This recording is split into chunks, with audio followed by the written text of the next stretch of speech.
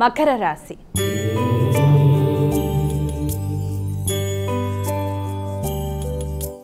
అమ్మాయిక మకర రాశి వారికి ఈరోజు ఎలా ఉంది? మకర రాశి వాళ్ళకి ఆలోచనలు చాలా వరకు అనుకూలంగా ఉంటాయి.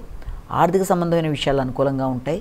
అయినప్పటికీ కూడా ముఖ్యంగా మీ యొక్క ఆరోగ్యం మీద కూడా శ్రద్ధ తీసుకోవాల్సిన అవసరం ఒకటి ఉంది. అలాగే సంఘంలో వ్యక్తులతో విభేదాలు రాకుండా వ్యాపార సంబంధమైన విషయాలు కావచ్చు ఏదైనా తగిన జాగ్రత్తలు తీసుకోవాలి.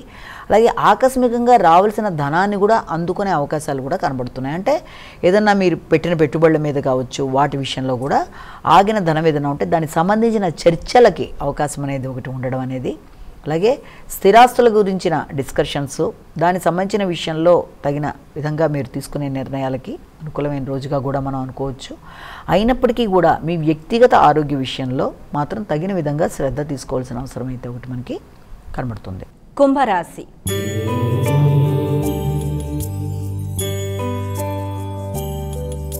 అమ్మాయిక తదుపరి రాశి అయినటువంటి కుంభరాశి వారికి రోజు ఎలా ఉంది? కుంభరాశి వాళ్ళకి వృత్తిపరమైన విషయాల మీద ఎక్కువ ఫోకస్ చేస్తారు. నూతన అవకాశాలు, నూతన ఇంటర్వ్యూలకు అవకాశాలు లాంటివి ఏర్పడతాయి. మీ క్రియేటివిటీ పెరుగుతుంది.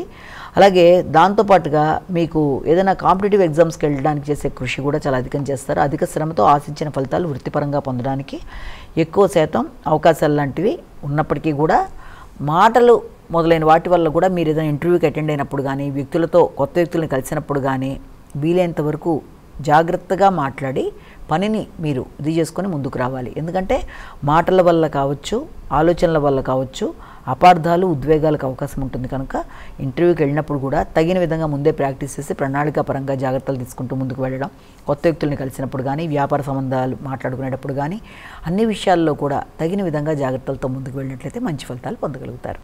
మీనరాశి.